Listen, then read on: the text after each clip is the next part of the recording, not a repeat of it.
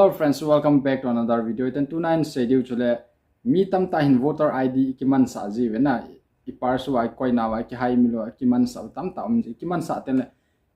ID number pen no ki het ji lo na iti to to iti recovery ai lo iti iga ki hold do ki du ham chu hin schedule hin je chun abula kuna zone again hin ngai pu na channel la than he lungse ten like share subscribe me bol pe di no ka hin tem ki pan masam kamin chula bonga hin ki pan ka video abula kuna zone again nehin ngai pe nehin web page ki pathu pen se na channel la tha ne lungse ten like share subscribe ni bot pe la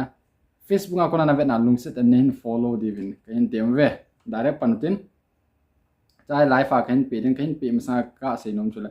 tu la ya he mi tam tain pars na hi thiljo se document ki koyan ha xerox a hi pon original ki pu le le ji hen cha hoilam khana naga akiman sa nakiman sa jo ten na holon na mu ta lo ai lo la a number on chu naga ke download ko number ne het ta lo number ne het lo ho chu iti I hold do diu hamna ti chu hen amian pen topic diu cha iti hold do wa iti ki download wa iti ki print diu ham ti on chu in sei thar je chu bula ko na zo na ke paten nei na ngai pe na nei na vet pe diu avian kan tem ken ve direct cha hen panate apa EPI diu ham ti le voter helpline a load diu hena voter helpline to apps song min apps na ki download chai ten le ne email na ki thun de na ne email ho na ki create chai ten ti a hi interface da cha kan pe bangai screen a hi interface din cha hi interface ti a chai ten chun I hoya che de ham to download EPICI che diu na che ten cha hi head diu chu things you should know ti hen cha hi ima pen do you have voter ID reference number ti na voter ID na name voter ID ho nei ho chun number chun ki het hun I kha pa yin tha reference number ti na cha hi yes I have EIPC number hello yes I have former reference number te ne apply pe na lekha number ji ve ta chung la reference number chun nei yon la hin na nei lo wa voter ID ID number nei lo la chun ho poina cha hi search by details ai che du na ti interface jo ten ep na bol ham ta chung pe na search by mobile number umen chi pa he tu option pa he na ten search by barcode QR code umen kin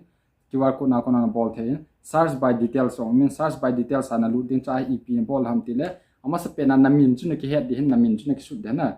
bonga jo te ta jan sun ti ai interface den relative first name relative la koi na koi ham example of ipamin ki koi nom na ya chu ipamin su ding na su chai ten title relative last name na su ding ten age example la exact kum nahi ham chai example la 20 chai select gender male or female male nahi male female nahi female na me na third gender on su thein then state hoilai state ham ti le ke hi asama kum hin asama ka me na ten ho hoilai ham ki me thein Chizoten district hoilai district an ham kan long ga me chizoten assembly constitution cha hi hoilai a hi na bol ji ham na example la nang ho chun hoilai pe na nang ho constitution chu hoilai ham na example la ke a hi dipu within dipu ga holutin dipu chizoten people ham sars me du na sars me cha ten tia interface din cha ten ep ham ti le achung pe na HYG mun chom choma ma hen amin chom number chom hin ke a thi hin nang ho an chom hin chu amian pe na chu na ki la do ding tele hoila dukan ham khana na chi a print no na ki bol sa the na chi amian pen chu hin tele noi la chong hi screenshot na ki bol an ki koi the na te apan na tama tam he voter ID le helwa chi